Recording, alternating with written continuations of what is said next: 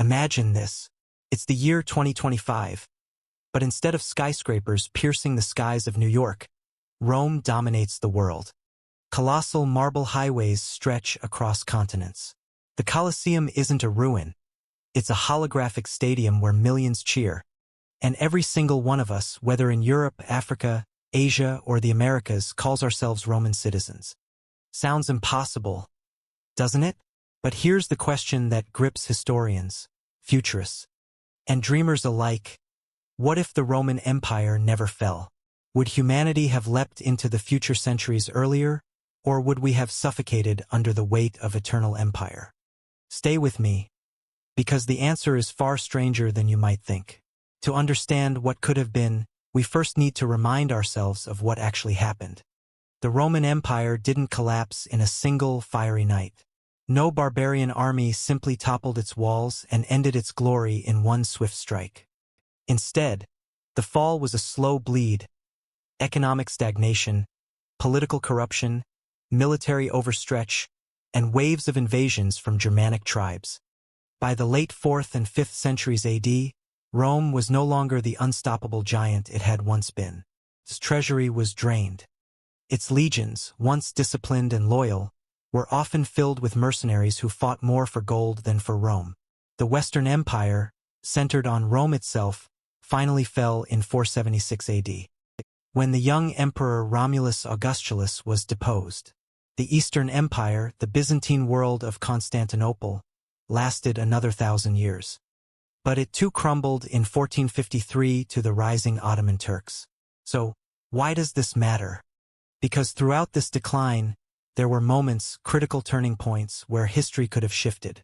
What if stronger leadership had emerged in the West, reforming the army, stabilizing the economy, and reinforcing borders? What if Constantinople and Rome had unified their political power, creating one strong empire rather than two fragile halves? What if the bubonic plague, which devastated the Mediterranean in the 6th century, had never struck? In short, what if Rome never collapsed into the Middle Ages, and instead surged forward? Here's where things get fascinating. If Rome had survived past the 5th century, historians argue it would not have remained a carbon copy of its ancient self. Empires evolve. They adapt. And Rome, if it lived, would have transformed into something we can barely recognize. An empire straddling both the ancient and modern worlds. Let's reimagine that transformation. First, let's talk politics. The Roman Empire was never just about gladiators, marble statues, or emperors in golden crowns. It was also about law and an extraordinary system of governance. Roman law, in fact, is the foundation of most Western legal traditions today. So imagine, if Rome had never fallen, its political system could have kept developing for another 1,500 years. Think about it. In our timeline, democracy evolved slowly through medieval kingdoms, Renaissance republics, and Enlightenment revolutions. But in an unbroken Rome, some form of democratic reform could have arrived much earlier. The Senate, originally a council of aristocrats, might have evolved into something resembling a modern parliament. Instead of being a tool of emperors, it could have become a body representing citizens across vast provinces. Imagine senators not just from Rome, but from Gaul, Hispania, Egypt, but even Britain, all debating laws under a unified empire. Of course, not everything would be democratic. Rome's obsession with hierarchy and control might still dominate. Instead of presidents or prime ministers, we might still see powerful emperors, but with a more sophisticated bureaucracy behind them. A kind of technocratic empire, where rulers lean on vast civil administrations to keep the machine running. And here's where it gets even wilder. Rome had a knack for assimilation. When it conquered new peoples, it often allowed them to keep their cultures, so long as they adopted Roman law and loyalty to the emperor. If that model persisted, the empire could have gradually absorbed entire civilizations, Arab tribes, Persian dynasties, Indian kingdoms, and eventually even China. Instead of separate nation-states, the world might have been governed under one colossal superstate, the eternal Roman Federation. But here's the burning question. Would such a government be a utopia or a nightmare? On one hand, Roman order meant stability. Pax Romana, the Roman peace, was one of the rare times in history where millions lived without massive wars tearing continents apart. On the other hand, Rome could be brutal. Dissent was crushed. Rebels were crucified. Freedoms were limited. So imagine living today under a Rome that survived. You might have universal citizenship, a legal system stretching across continents, and incredible political stability. But you might also live in a surveillance state run by emperors with godlike power. It's a chilling thought, and it raises a deeper question. If Rome had never fallen, would we even know the meaning of freedom as we do today? Or would democracy, human rights, and personal liberty have been smothered under the weight of empire? Yet this is only the beginning, because politics is just one piece of the puzzle. The true shockwave of a never-fallen Rome comes when we explore its technology. And here, things get explosive. Rome was already centuries ahead of its time. Their aqueducts carried fresh water across dozens of miles. Their roads were so well built that some still exist today. Their concrete was so durable that modern engineers are only now rediscovering why it lasted so long. But here's the kicker. Despite all these marvels, Rome never made the leap to the industrial age. They had the knowledge, the raw materials, even the mechanical ingenuity. But something stopped them. Historians argue that Rome lacked the cultural push toward experimentation and invention. It relied heavily on slave labor, which removed the incentive to mechanize. Why build steam engines when thousands of slaves could do the work? But imagine an alternate timeline.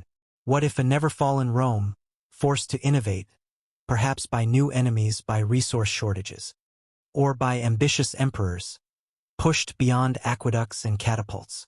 We might have seen the Industrial Revolution not in the 18th century, but in the 8th.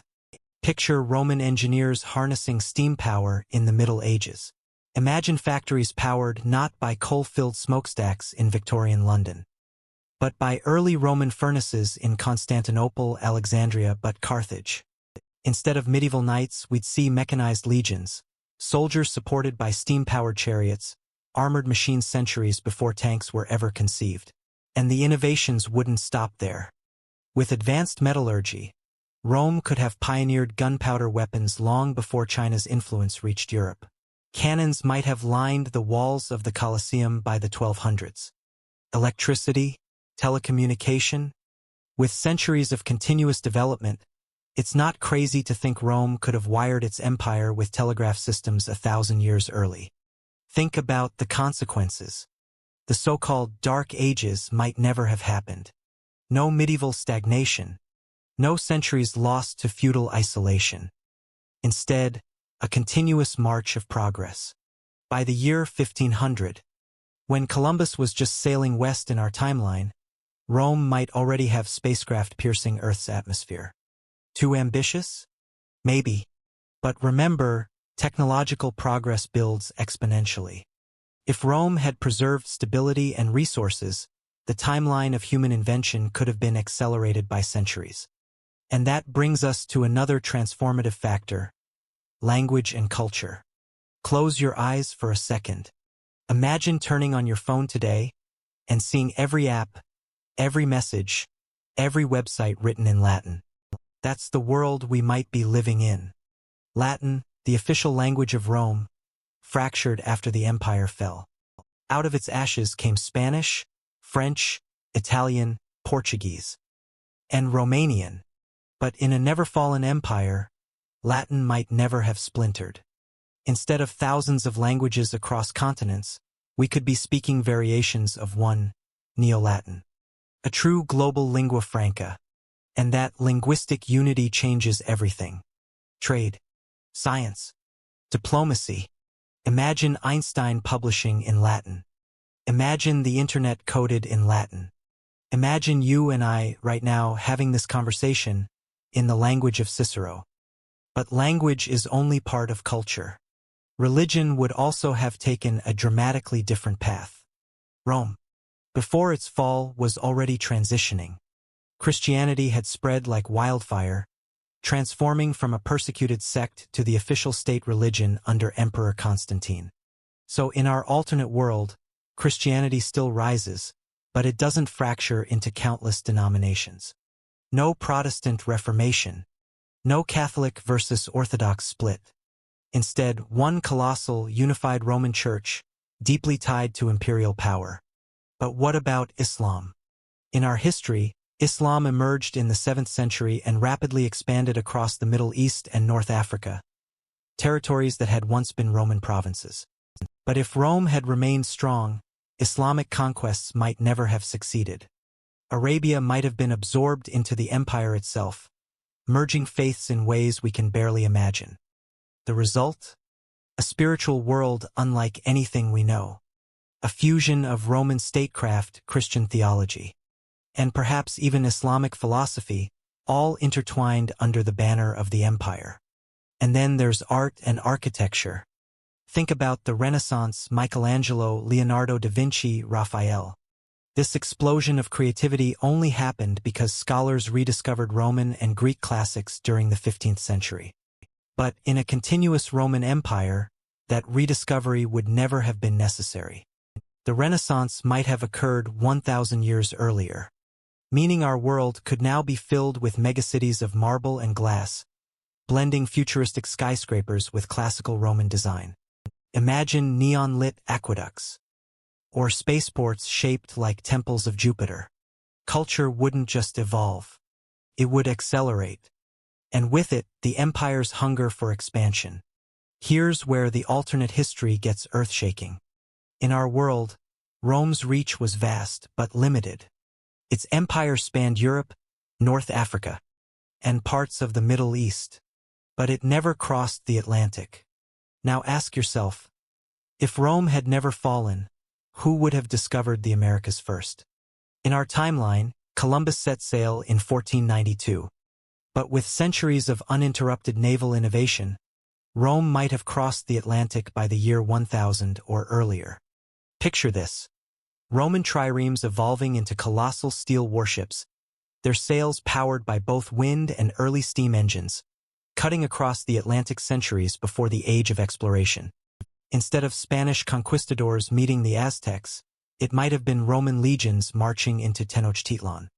Instead of Portuguese traders sailing to China, it might have been Roman envoys negotiating with the Ming dynasty. This means the entire colonial period of history, the carving up of the Americas, Africa, and Asia by competing European nations might never have happened. Instead, the world could have been unified far earlier under one imperial system. Of course, this raises a haunting question. Would such a global empire bring peace or oppression? On one hand, the Pax Romana might expand to cover the entire planet. A single legal system, a single economy, a single infrastructure of roads, ports, and communications spanning the earth. But on the other hand, indigenous cultures, from the Native Americans to African kingdoms to Asian dynasties, might have been erased, absorbed, or Romanized beyond recognition. It's a chilling paradox. Global unity at the cost of cultural diversity. And yet, this vision of Roman global expansion is only the beginning. Because once Rome controls Earth, the next frontier becomes inevitable. And that brings us to the next chapter in this alternate history. The terrifying and awe-inspiring power of Roman military supremacy. Rome's military was the backbone of its empire. The legions weren't just soldiers. They were an unstoppable machine, drilled in discipline, organized in formations, and supported by infrastructure that allowed them to march across continents. The Roman army was a marvel of efficiency. But in our alternate world, a Rome that never collapsed, this military machine doesn't fade into history. It evolves. Picture this, by the 9th century, Rome's legions are no longer just men with swords and shields. They're equipped with early gunpowder weapons, centuries before Europeans actually adopted them. Roman engineers, blending Chinese knowledge of explosives with their own metallurgical expertise, could have fielded handheld firearms and artillery long before the medieval knight ever rode into battle. Now fast forward again. By the Renaissance in our world, when gunpowder empires were rising, Rome in this alternate timeline might already be testing mechanized war machines, steam-powered chariots, armored siege engines, naval dreadnoughts capable of projecting Roman might across oceans. And here's the chilling thought. Rome's obsession with discipline and conquest could have led to total military domination of the globe. No rival superpowers. No Cold War. Just a single empire enforcing its will with overwhelming force. But there's a darker layer. Rome wasn't shy about brutality. They crucified rebels. They slaughtered cities that defied them. If you resisted Rome, you paid dearly. Now imagine that same mindset amplified with modern weapons. Nuclear arms in the hands of emperors who claimed divine authority. A global empire where rebellion isn't just crushed, it's erased in an instant. Would that mean a safer world? Perhaps. With one power so dominant, global wars between rival nations might never occur. But safety under tyranny, is it really safety at all? And yet, Rome's military might wasn't just about conquest. It was also about protection. Their borders, frontiers like Hadrian's Wall, were designed to shield civilization from chaos. In a never-fallen empire, those walls might not just line rivers and forests, but circle entire planets. Because if Rome dominates Earth, the next step is inevitable. Rome reaching for the stars. Colonies on the moon. Roman banners planted on Mars. A galactic empire born not in the 20th century, but centuries earlier. But let's bring it back down to Earth for a moment. Military supremacy isn't the only thing that would shape a never-fallen Rome. What truly keeps empires alive is economics. Rome's economy was massive, stretching across continents. From Egyptian grain to Spanish olive oil, from African gold to Indian spices, the empire thrived on trade. Roman roads and sea routes tied it all together in a network so vast that, in many ways, it resembled an early version of globalization. But what happens when that system doesn't collapse in the 5th century? The answer, a world economy dominated by Rome, centuries before ours ever formed. In our history, medieval Europe fractured into feudal kingdoms. And global trade networks only re-emerged during the Age of Exploration. But in this alternate world, Rome never stops expanding. By 1000 AD, it's entirely possible that Roman merchants are trading across the Atlantic and Pacific. The Silk Road? Controlled entirely by Rome. Indian Ocean trade? Patrolled by Roman fleets. The Americas? Folded into Rome's economic system. Imagine global markets unified under a single currency, the solidus, Rome's gold coin, never debased by collapse. Instead of the euro, the dollar. Or the yen, every transaction on Earth could be denominated in Roman currency. This changes everything. The Renaissance banking systems of Florence, the stock markets of Amsterdam, the capitalism of England, all of it could have developed centuries earlier. Meaning skyscrapers, stock exchanges, and multinational corporations might have existed by the year 1200. And yet, Rome's economic system had flaws. Heavy taxation, reliance on slave labor. If these persisted, it could mean that instead of free market capitalism, the world might be run by a centralized Roman bureaucracy. Imagine corporations not as private ventures, but as imperial institutions controlled by the Senate and Emperor. The result? Global stability, but perhaps at the cost of innovation and personal enterprise.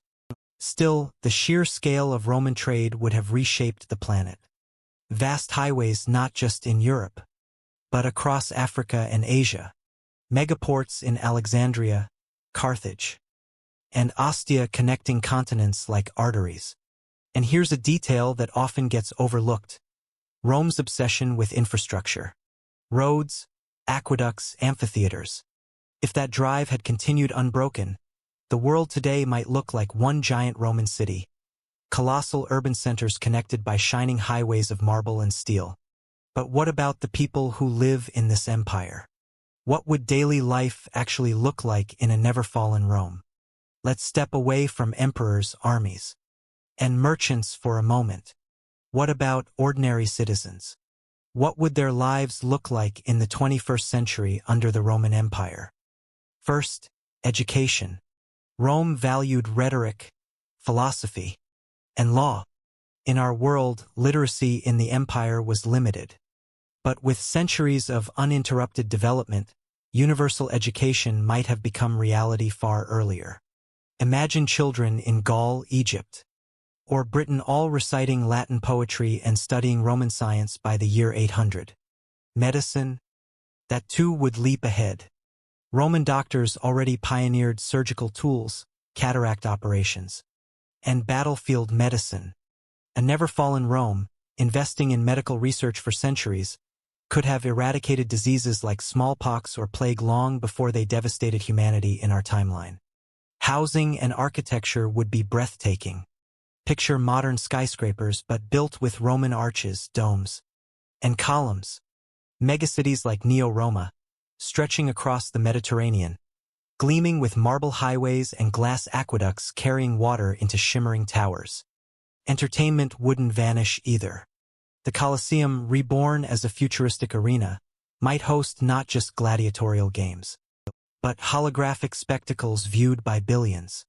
Sports, theater, politics, all woven together in dazzling displays of Roman grandeur. And then there's citizenship.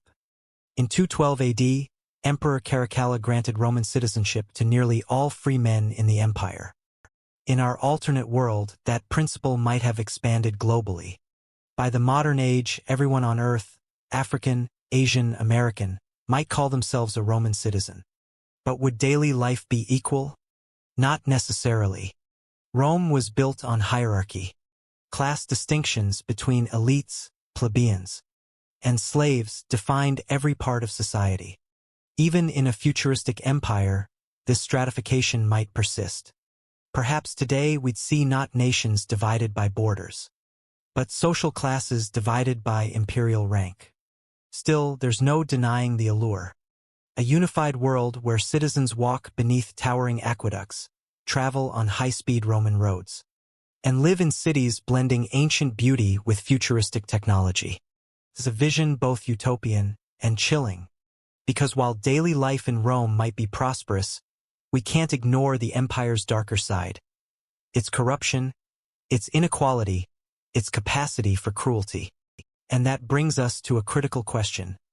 Could even a never-fallen Rome escape the flaws that doomed it once before? Up until now, we've imagined the glory of a Rome that never fell. Its armies stretching across continents. Its economy unifying the globe. Its culture shaping every aspect of human life. But let's ask the uncomfortable question. Could even the eternal empire truly last forever? History shows us that no empire is invincible. Even Rome, with its unmatched power, collapsed once before. And many of the flaws that doomed it might never have gone away. Take corruption. Roman politics was infamous for bribery, conspiracies, and assassinations. Senators scheming for power. Emperors poisoned in their sleep. Generals turning their armies against Rome itself. A never-fallen Rome might be richer, larger, more advanced, but corruption tends to scale with power. Imagine global bureaucracies run not by democratic checks and balances, but by imperial families clinging to dynasties. Could we really trust such a system to remain stable for 2,000 years? Then there's inequality. Rome was built on hierarchy. The elite lived in marble villas. The poor crowded into crumbling insulae, apartment blocks that often collapsed or burned. Slavery wasn't just tolerated. It was the backbone of the economy. Even if slavery eventually disappeared, would the empire ever achieve real equality? Or would the gap between rich and poor stretch wider than ever, with elites monopolizing power and technology while ordinary citizens served as their labor force? And let's not forget rebellion. Throughout Roman history, provinces rose up again and again. From Boudicca's revolt in Britain to Jewish uprisings in Judea, Rome faced constant unrest. Multiply that by a global empire, and resistance would be inevitable. Could a never-fallen Rome crush every rebellion? Perhaps. But history shows us something else too. The more an empire suppresses its people, the more pressure builds beneath the surface. Until one day, it explodes. And then there's the biggest challenge of all. adaptation. Civilizations thrive not because they dominate, but because they adapt to change. Rome's downfall in our timeline wasn't just caused by barbarians or bad emperors, it was also because the empire failed to adapt fast enough to new realities. In a world of rapid innovation, steam, electricity, space travel, could Rome truly adapt without collapsing under its own weight? Could an empire designed for chariots and togas really handle nuclear weapons, global communications, and artificial intelligence? The truth is unsettling. Even if Rome never fell, it might have eventually fractured anyway, torn apart by corruption, inequality, and the sheer impossibility of ruling billions of people forever. But here's the twist. Even in its collapse, Rome changed the world.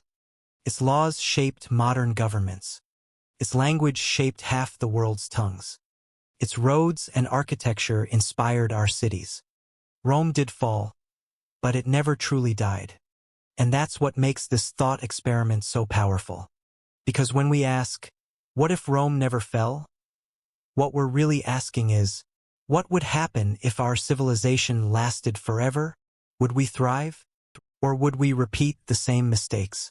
Today, we walk among Rome's ruins. We stroll through the Colosseum, its arches broken but still proud. We wander ancient forums, imagining the voices of senators long silenced. We admire aqueducts that still stand after 2,000 years. These ruins are not just history, they are warnings. Rome reminds us that no empire, no matter how powerful, no matter how advanced, is immune to decline. And if the greatest empire the world had ever seen could fall, then so could ours. So maybe the better question isn't what if Rome never fell? Maybe the better question is, will our world one day suffer the same fate? It's a sobering thought, but it's also a hopeful one, because history isn't destiny. Unlike Rome, we can learn from the past. We can choose to build societies that are fairer, freer, and more resilient. The Roman Empire may be gone, but its story is written in our laws, our languages, our architecture, and our very imagination. And maybe, just maybe, in some alternate timeline, Rome still stands. Its legions still march. Its emperors still rule. Its citizens still call themselves part of the eternal empire.